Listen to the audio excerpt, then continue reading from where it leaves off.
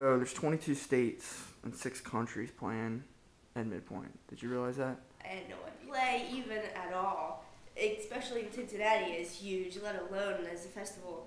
Um, it means as a musician, there are so many people that I respect playing that from all different.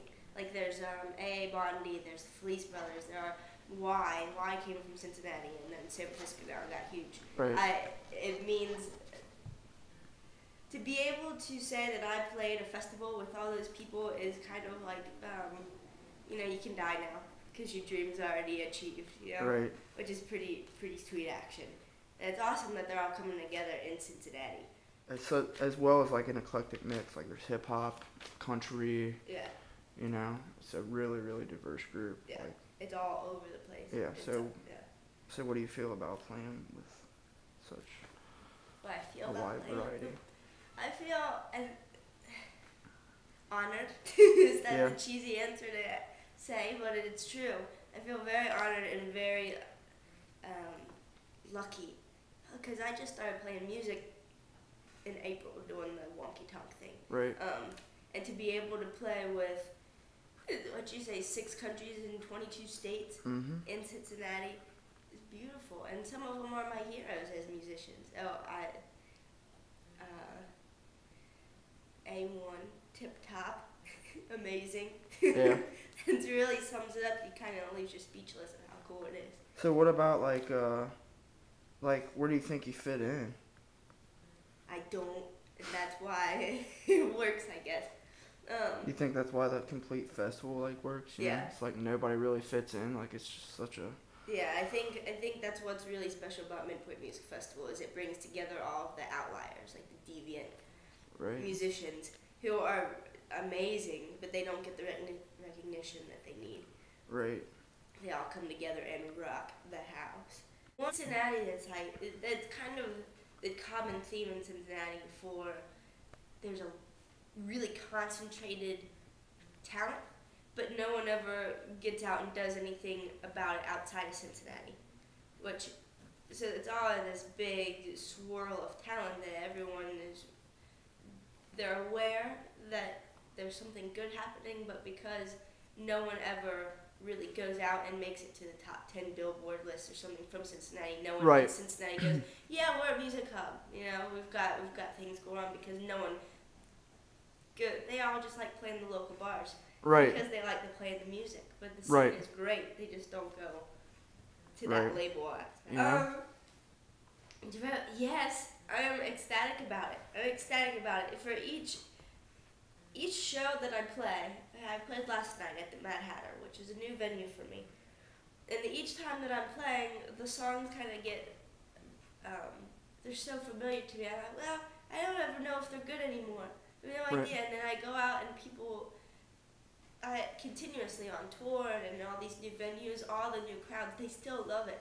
Right. Still love it. And so for that to happen and for me to be able to represent, especially Northern Kentucky, because I don't really like Ohio. Northern Right. Kentucky's I like to say I'm from there. Right. Cowgirl aspect. But, That's awful nice of you because a lot of people don't. You know what I mean? Yeah. Oh, no, Kentucky. yeah. It's Kentucky. That's when I went on tour this past summer, the whole time I just told people I was from Kentucky. I didn't Right. even say, well, it's by Ohio, Right. I don't even want to be associated with it that Right. much. Because, I don't know. That's But- pretty cool. Yeah, and I think it's really neat that I can represent Northern Kentucky in that way, and to be able to play kind of folky music to also Right. represent it instead of some girl acoustic rock show crow business or something. I mean, Kentucky in a way is like. I mean, I'd say like folk music represents it, like storytelling and. Oh yeah, it's definitely a Yeah. folk culture. Right.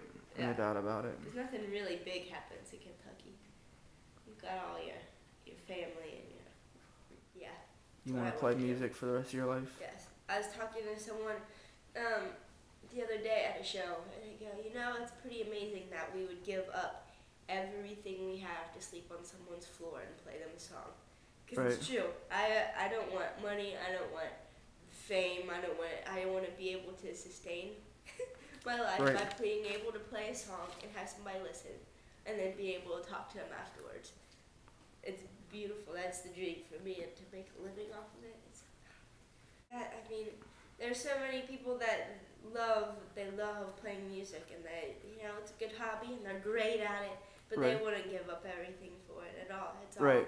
I have a hard time because that's why I'm solo right now, because I personally, even though you got school and I got work and a house and this and that, if something were to come up, I go, all right, I'm doing the music thing. I don't care. Right. You got one life to do it. There are a lot Right. of people that if I were in the band with them, we go, okay, we can play all these local shows.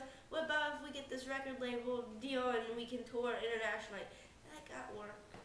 Yeah. I got my apartment. Like, well, then obviously you love it, but you don't love it. Right. You know? You wouldn't give up everything else for it, and that is a dream. So I think, and that's what Cincinnati is kind of lacking in their bands, which I think is what's good about Midpoint is it helps get recognition out, maybe get them hyped up in that aspect of maybe we can go and do something with this other than the local bars. Right. I mean, Midpoint, they've got a lot of the organization is like they have some sort of deal where they've got record label people in the crowds and just scattered about, so anybody can get signed at any time. It's very avant-garde here. Right. Which Yeah. I think it does a lot of good things for the city and the bands.